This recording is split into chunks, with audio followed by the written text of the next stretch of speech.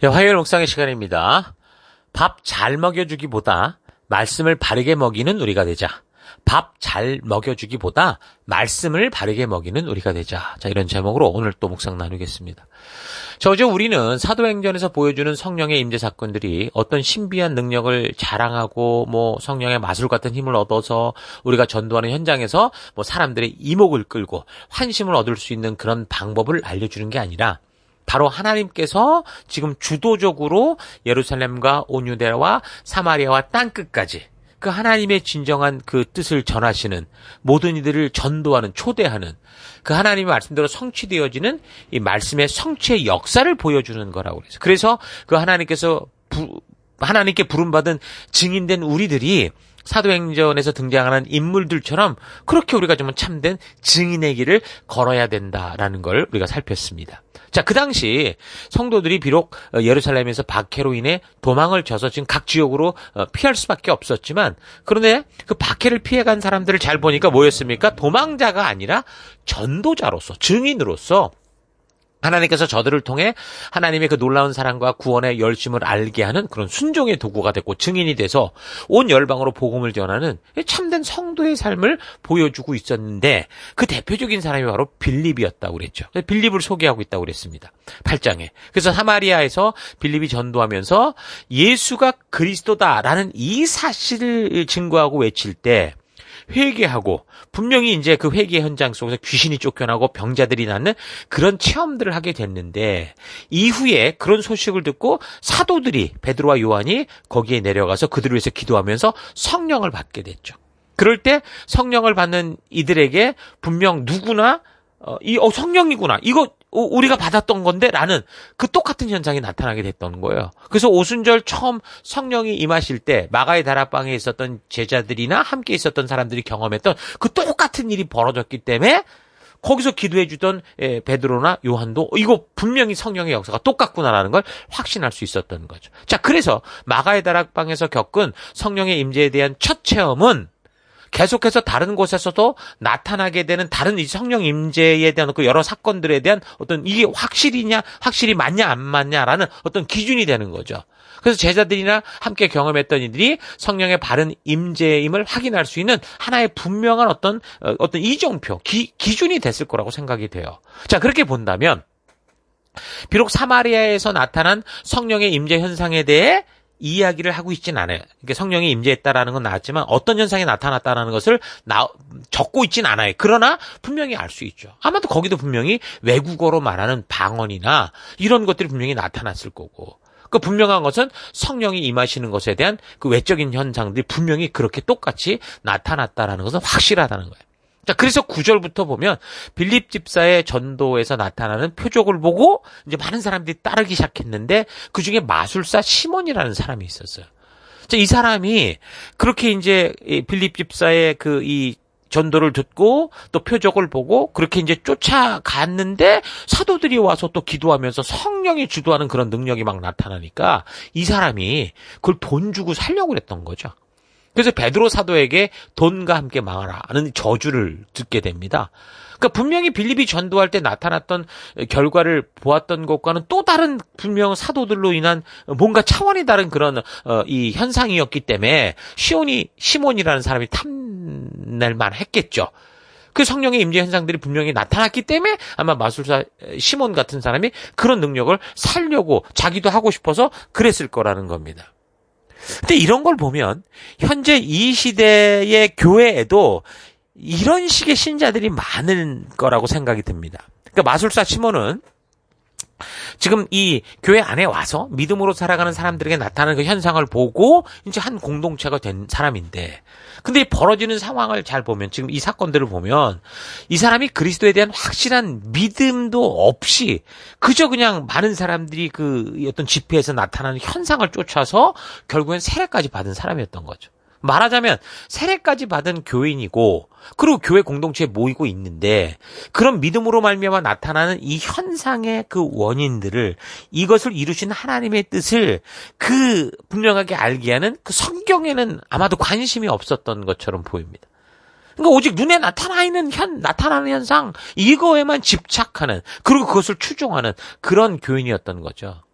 그러니까 회개할 때나 성령의 강림이 있을 때 감정적으로 겉으로 나타나는 그 현상들은 분명히 있지만 그 현상적인 체험들이 결국에 어디에 와서 왜 이렇게 나타났는지, 그러니까 어디에서 왜 이렇게 이게 나타났는지 그거를 분명히 찾아야 되는데, 그게 이제 말씀 안에서 찾아야 되는데 그걸 말씀 안에서 자꾸 만나지 않으면 그거 어떻게 되느냐, 시몬과 같이 성도라고 하면서도 주객이 전도된 신앙생활을 하는 겁니다. 교회에 와서 우상 숭배를 하는 거죠.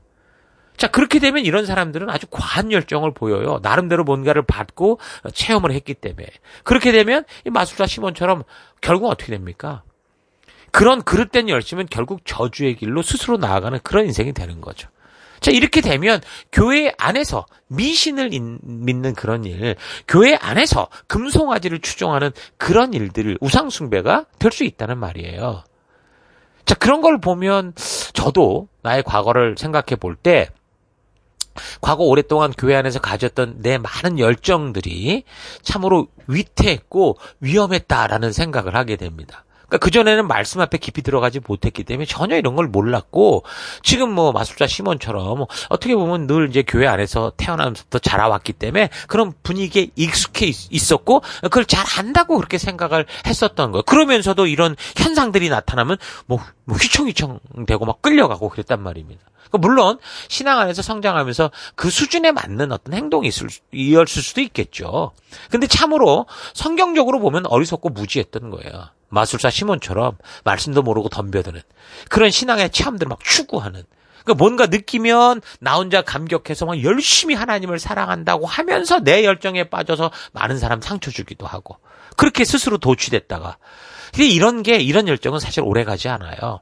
대부분 마치 풍선에 바람 빠지듯 슬슬슬슬 빠져서 조금 시간만 지나면 금세 또 이제 가라앉고 방황과 혼돈 속에 살아가게 되거든요. 그러니까 그렇게 살아서 지금까지 이렇게 주님의 교회 안에 그래도 있을 수 있었던 나를 생각해 보면, 야, 이건 정말 은혜인 거예요. 하나님의 너무도 크신 그 사랑과 전적인 은혜가 나를 이곳에 있게 하신 그런 하나님의 은혜지. 그걸 고백할 수밖에 없습니다. 어쩌면 시몬처럼 성령의 능력을 돈 주고 살려고 하지는 않아도 이 사람이 행동했던 것과 버금가는 행동을 하고 있는 그런 신앙이었는데도, 그렇게 부족했어도 세상에 완전히 빠져서 내 생각대로 막 가버리지 않았고, 죄를 짓고 많이 이렇게 넘어졌는데도 보면 교회 안으로 또 이렇게 넘어져서 들어오고, 죄악 중에도 교회에서 주어진 그 역할들을 감당하겠다고 막말로 그냥 이중적인 생활을 하면서도 어쨌든 교회 안에 그렇게 살아왔음에도, 그 얼마나 사실 하나님 볼 땐 갑갑한 일입니까? 교회 안에 와서 이중적으로 하나님을 속이고 있는 그런 모습일 수 있는데, 그럼 저주받아 파멸되는 삶으로 갈 수밖에 없었는데, 지금의 나를 보면 하나님은 나를 저주하지 않았고 이렇게 주님의 품 안에 있을 수 있도록 그렇게 이끄신 거죠. 그런 정말 은혜 중에 은혜를 받은, 그 은혜 중에 은혜로 내가 지금 이곳에 있는 것을 고백하지 않을 수 없습니다.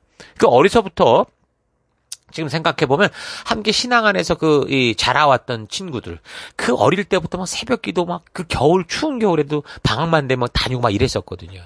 그런 사람들을 잘 보면 이제 교회를 떠나서 각기 제 길로 가서 아예 그냥 교회로 돌아오지 않는 그런 일도 너무 많은데, 교회 안에서 엉뚱한 혼자만의 체험을 가지고 착각하고 내가 살았어도 끝까지 나를 이곳에 있게 해주신 거는 그 하나님의 은혜요, 그 사랑인 거죠.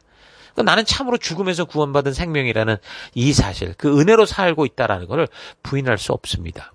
그러나 말씀으로 바르게 배우고 성경과 역사를 통해 하나님의 진심을 배우는 이 순종의 길에 내가 만약에 나아갔다면, 지금 생각해보면 그래요. 지금의 내 삶이 위기에서 겨우 목숨을 건지는 이런 인생이 아니라 거룩한 하나님의 이름으로 어두운 세상 속에 참된 빛을 발하는 그런 인생이 되지 않았을까 생각해봅니다. 그러니까 나름대로 뭔가를 준비하고 이 칼집에서 칼을 빡 뽑았는데 긴 칼이 아니라 그냥 조그만 과도 같은 그런 모습이었다라는 거죠. 그래서 우리는 지금부터라도 어떤 현상에 집착하고 말씀을 멀리하는 그런 태도가 아니라, 그런 현상이 나타나는 이 본질을, 이 말씀, 그러니까 성경과 역사 속에서 바르게 찾아서 하나님의 그 진정한 뜻을 만남으로 하나님의 뜻대로 살고자 하는 그 결단이 있는, 그러니까 그 진리의 성령 하나님이 이끄시는 그 하나님과 동행할 수 있는 여러분들을 될 수 있기를 바랍니다. 그러니까 사도행전에 나오는 이 네 번의 성령 임재 사건들의 이 공통점은 뭐라고 그랬습니까? 모두가 하나님의 약속을 믿고 하나님의 뜻대로 살고자 하는 결단이 있었고, 그래서 성령의 임재를 확인하게 될 때 더더욱 하나님의 말씀대로 살고자 하는 그런 순종의 삶이 있었다고 그랬습니다. 그러니까 제자들과 전하는 자들은 하나님의 말씀대로 순종해서 증인된 삶을 살며 전하고자 해야 되는 거고, 듣는 사람들은 그 전하는 말씀을 듣고 하나님의 뜻대로 살고자 또 회개하고 순종할 때, 그래서 저들이 인격적으로 하나님과의 동행을 소망할 때, 이 하나님의 마음과 의도를 알고 그 길을 걷고자 할 때, 그러니까 성령님이 너무도 부족한 나 같은 이 존재를 통해서 어떻게 하는 거예요? 거룩한 하나님의 나라를 이루시게 되는 그런 통로가 되는 거죠. 그러니까 인격적 만남이란 상대방을 존중하여 그의 뜻을 받아들이고 나의 생각도 표현하고 대화하는 것, 관계가 유지되는 걸 말하는 거죠. 그래서 그저 하나님을 교회당에 그냥 높은 신전에 금빛 번쩍번쩍 된 데 모셔놓고 일주일에 한 번 잠시 예배 때 와서 불러서 만나거나, 또 내가 위급할 땐 또 급하게 찾아와서 불러 만나거나, 무슨 마치 마술램프 속의 지니처럼 부려먹는 그런 만남을 말하지 않는다라는 거 잊지 마십시오. 인격적 만남은 그런 게 아니에요. 성령 하나님과 인격적 이 동행이 있다라는 것은 말씀의 가치대로 하나님의 마음을 내가 이제 알게 됐으니 그분과 함께 동행해가는, 그래서 내 삶 속에서 내가 가는 곳마다 이 세상에 거짓된 세속이 있어도 말씀의 가치를 이루어가는 그런 빛과 소금이 되는 거죠.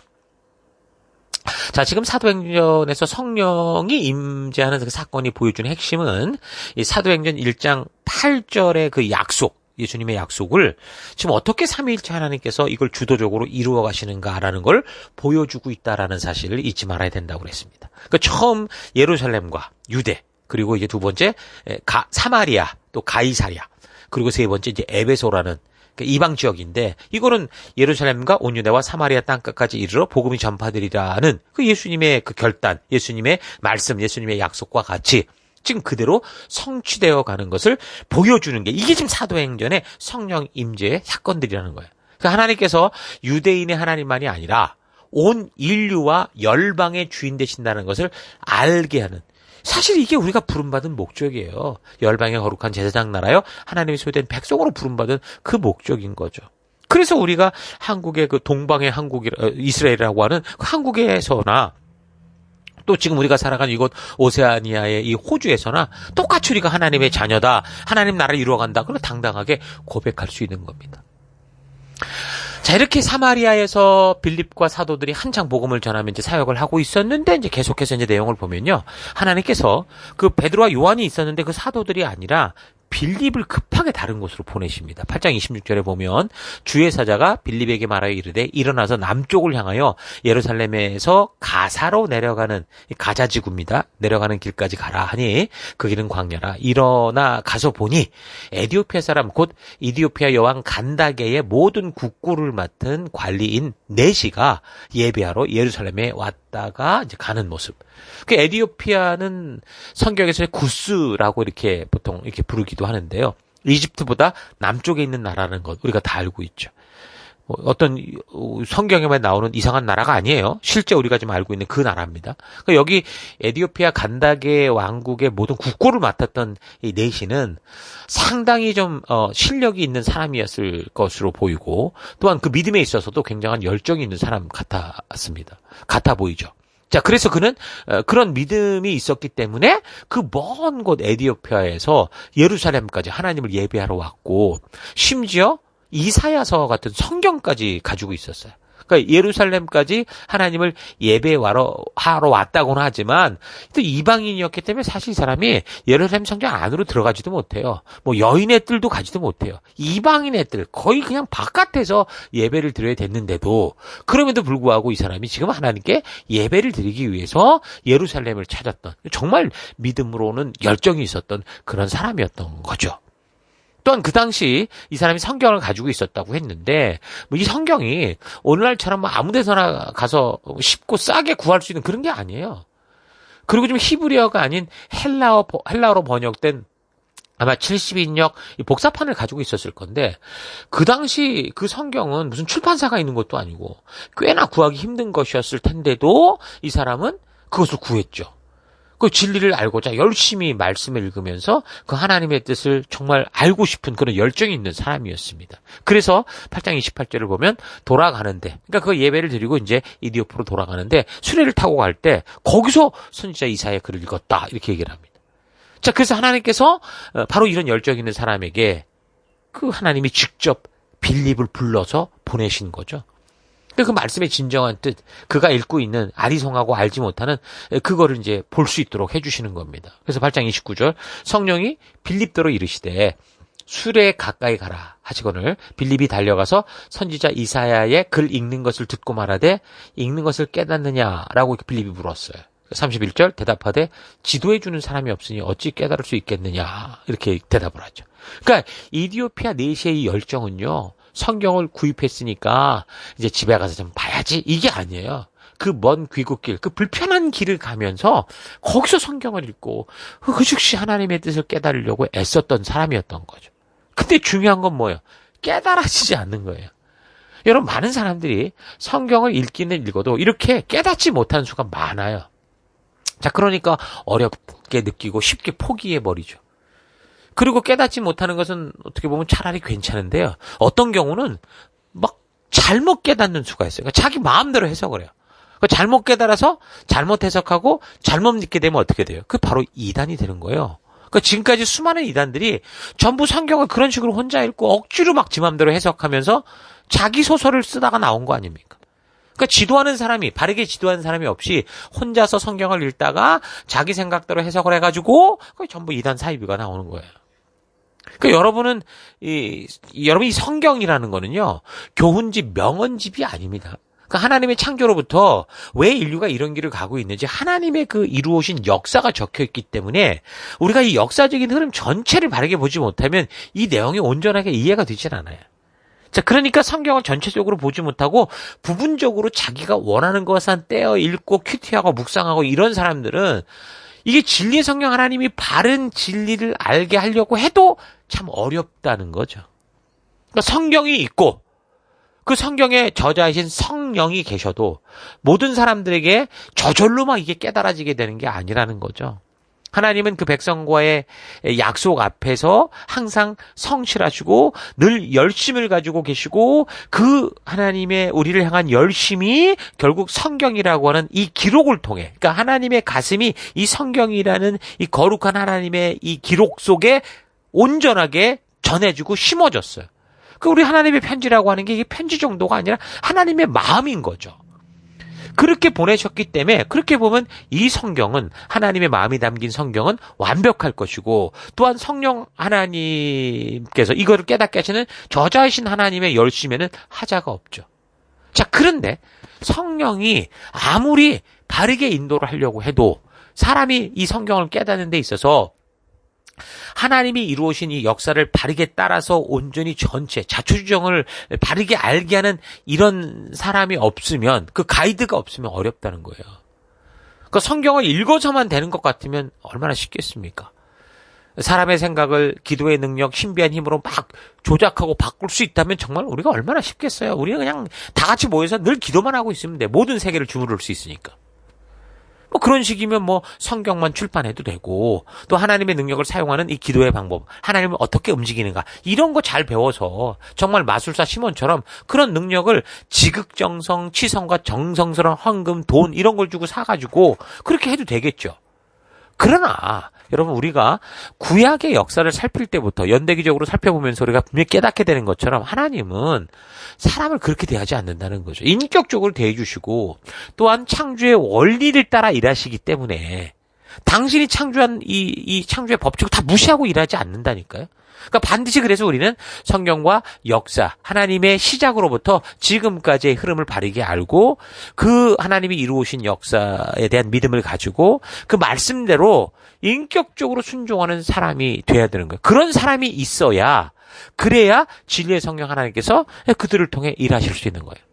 자, 그래서 성도들이 혼자 성경을 뭐 열심히 읽는다고 되는 게 아니에요. 뭐 필독하고 뭐 필사하고 이래서 되는 게 아니에요. 1000번, 2000번 읽어서 되는 게 아니에요. 처음에는 반드시 바르게 성경과 역사를 따라 이 길을 찾아갈 수 있도록 해주는 가이드가 꼭 필요합니다. 가이드하는 사람이란 뭐예요?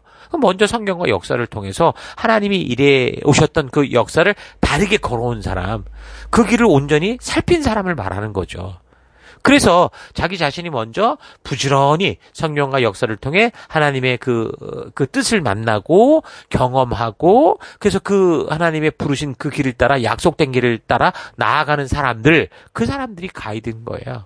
자, 그러니까 신앙을 시작한 지 얼마 되지 않은 우리 성도들은요, 이 강단의 인도를 따라 지금 강단이 이 연대기적으로 하나님의 이 걸어가셨던 길을 쭉 따라가고 있으니까 이런 말씀을 따라 읽고 묵상하고, 그리고 이제 셀로 모여서 혼자 준비해야 되겠죠, 먼저. 그리고 셀로 모여서 그 길을 걸어오고 있는 지금 리더들, 지체들, 그들 또한 이 길을 따라가며 묵상하고 여러 번 반복하며 계속 이제 안목이 넓혀졌을 거 아닙니까? 그러니까 이 사람들을 통해 가이드를 잘 받고, 그래서 서로 함께 나누고 도움을 받아야 돼요.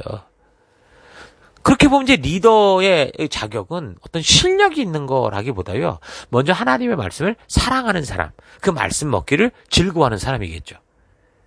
그 부지런히 성경과 역사 안에서 성령의 인도를 따라 걷고자 하는 사람이고, 또한 예수님이 목숨 주고 살려서 나에게 연결해 준 이 한 영혼을 정말 바르게 사랑해서 이 사람에게 하나님의 말씀, 하나님의 마음을 꼭 전해주고자 하는 그런 사람인 거예요. 그래서 정말 바른 믿음을 위해 우리가 정말 교회에 왔다면, 정말 여러분들이 제대로 정말 교회 안에서 하나님의 그 진정한 마음을 만나고자 한다면, 여러분, 여러분에게 밥 잘 사주고 뭐 편하게 해주고 이런 사람보다 말씀을 바르게 먹여주려고 하는 그런 사람을 신뢰해야 됩니다. 여러분, 그들은 내가 아무리 읽어도 좀 깨닫지 못하고 알 수 없는 그 진리를 알게 하는 하나님께서 보내신 빌립과 같은 존재들이기 때문에 그래요. 그러니까 교회 안에서 마술사의 시몬 같은 사람을 잘못 만났다, 이러면 이제 큰일 납니다. 뭐 어떻게 보면 즐겁고 재미있을 수 있어요. 그들 때문에 교회 오고 싶을 수도 있어요. 근데 그리고 또 그들 안에 뭔가 열정이 있어 보이는 경우도 있겠죠. 그런데 자칫 그런 사람들을 참된 성도인 줄 알고 서로 가까이 하다가는 교회 안에서 완전히 격길로 빠집니다. 그러므로 우리는 교회 안에서 다른 어떤 것보다 하나님의 말씀을 사랑하고 그 하나님의 진심이 담긴 성경과 역사를 부지런히 살펴서 그 과정에 진리의 성령 하나님께서 우리에게 깨닫게 해주시고, 또 지체들을 통해 서로 확인된 것들을 나누고 먹이고자 하는 그런 사람들, 그런 리더, 그런 성도, 그런 동료, 그런 지체들을 소중히 여기고 그들과 함께하면서 믿음 안에서 우리가 정말 바른 길을 걷는 것, 그게 바로 성도의 좋은 태도고 좋은 습관이에요.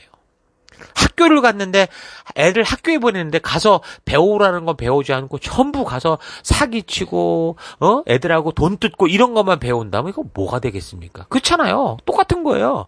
하나님이 생명을 주고 사서 그들을 교회 안에 보냈는데 그들이 가서 배우는 게 종교밖에 없고 미신밖에 없고 이런 식이라면 하나님 가슴 찢어지죠. 여러분, 잊지 말아야 되는 것은, 먼저 복음의 초대를 받고 교회로 하나 된 사람들은요, 다른 어떤 것보다 먼저 성실하게 이 성경의 창조로부터 이 계시록 새하늘 새 땅이 이 땅에 임할 것이라고 약속하셨던 그 하나님의 그 역사를 우리가 바르고 온전하게 배우고 익혀야 됩니다. 마음에 새겨야 돼요. 자, 그럴 때 우리가 성령의 통로가 돼서 하나님과 동역하는 귀한 성도, 전도자, 그러니까 증인으로 그래 살아갈 수 있는 거예요. 자, 교회에서 이런 귀한 말씀을 중심으로 우리가 하나 되고, 말씀 중심적인 교회가 되고, 말씀 중심적인 관계를 세워가는 우리가 될 수 있기를 바랍니다. 자, 오늘 하루 나의 어리석고 연약한 신앙에도 불구하고 나를 붙드시고 품어주시는 그 하나님의 크신 품, 그 넓은 은혜를 좀 깊이 생각해 볼 수 있기를 바랍니다. 어쩔 때는 내가 전혀 성경적이지도 않는데 하나님은 그런 나를 저주로 파멸에 이르게 하지 않으셨고, 변함없는 사랑으로 나를 용서해 주시고 기다려 주시고 이끌어 주시는 하나님이시던 거, 여러분 이거 깨닫습니까? 정말 그의 사랑과 은혜가 나로 지금까지 살게 하고 있다는 거 잊지 말기를 바랍니다. 이스라엘의 하나님이 아니고요, 모든 믿는 자들의 하나님이시다라는 걸 잊지 마십시오. 그래서 나의 창조주시여, 나의 구원자여, 나의 치료자여, 나의 선한 목자 되심을 힘껏 찬양하고 즐거워하는 그런 우리가 되기를 바랍니다. 그런 우리를 사랑해 주시는 하나님 안에서 가장 먼저 그 하나님의 진심이 담긴 성경을 진실로 사랑하고 그래서 그 말씀 안으로 들어가서 창세로부터 마지막 새하늘 새 땅이 임하는 이 세상 마지막 역사까지 하나도 빠짐없이 살피고 살펴서 하나님께서 우리를 향해 어떤 사랑을 주셨는지 확인하고 그 사랑과 그 진심을 진정으로 전하고 외치는 하나님의 자녀다운 삶, 증인된 삶을 살아가십시다. 무엇보다 우리 각자에게 맡겨주시는 그 생명들을 향해서 이런 하나님의 진심을 전하고자 하는 그 빌립과 같은 사람이 됩시다. 한 생명을 예수님의 생명값으로 사서 교회 공동체로 불러주셨고 우리에게 맡기셨는데 빌립과 같이 성경과 역사를 통해 하나님의 진심을 전하고 바른 생명의 길로 인도하지 못하고 마술사 시몬과 같이 엉뚱한 일에만 관심을 가지고 그릇된 곳에 열정을 가져서 그 귀한 생명들을 말씀이 아닌 현상으로 이끌어간다면 베드로 사도가 마술사 시몬에게 야단치며 경고한 것과 같은 저주받는 일이 벌어질 수 있다는 거 잊지 마십시오. 그래서 우리는 우리 교회와 셀을 통해 우리에게 맡겨진 한 생명을 주님의 진심으로 인도할 수 있는 그런 빌립과 같은 사람이 되어야 되고 우리 또한 이 바른 분별력을 가지고 나를 생명의 말씀으로 인도하는 그런 빌립과 같은 사람을 만나야 됩니다. 자, 2024년을 매듭짓는 이 시기에 이런 사실을 잘 분별해서 우리가 이제 다시 시작하게 될 이제 2025년 셀 사역 현장에서 우리 모두 빌립과 같은 사람이 되어야 되는데 내가 먼저 성경과 역사를 통해 예수를 전하고 성령을 전하는 빌립과 같은 사람, 제자들과 같은 그런 사람이 되십시다. 그래서 우리가 모이는 셀에서 예수가 그리스도의 심을 전하고 성령 하나님께서 말씀대로 믿음으로 살고자 하는 이들과 함께 하심을 외쳐서 우리 주 진리의 성령 하나님께서 우리의 모임 가운데에서 이것이 하나님의 진심이요 사랑임을 친히 증거하고 알게 하시는 그 은혜들, 귀신이 쫓겨나고 병마가 물러가고 참된 삶의 이유를 찾아 그 기쁨을 전하고자 하는 열정이 넘쳐나는 그런 순종의 현장이 될 수 있기를 축원합니다. 자, 오늘 하루도 힘내십시오. 잠시 기도하겠습니다.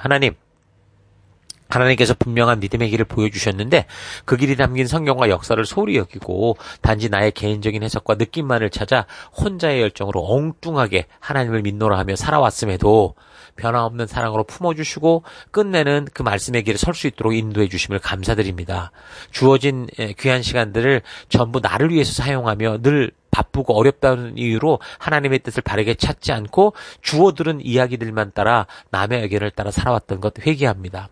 다른 이들의 의견과 생각이 아니라 성경 속으로 들어가서 하나님의 말씀과 역사를 통해 보여주시는 우리 하나님의 뜻을 바르게 깨달아서 그 주님의 부르심을 따라 살아가는 내가 되기 원합니다. 그래서 하나님, 내가 이 교회 속에서 우리에게 준 귀한 영혼들을 너무 사랑하고 귀하기에 정말 잘 먹여주고 돌봐주겠지만 그러나 그 무엇보다 우리의 가장 중요한 사명은 말씀을 먹이고 이 말씀을 그들의 마음에 새기는 거다라는 거 잊지 않고 그 길을 걷는 내가 되길 원합니다. 오늘도 그 길을 걷는 우리가 될 수 있도록 인도하시고 함께 하심을 감사드리고 예수님 이름으로 기도했습니다. 아멘.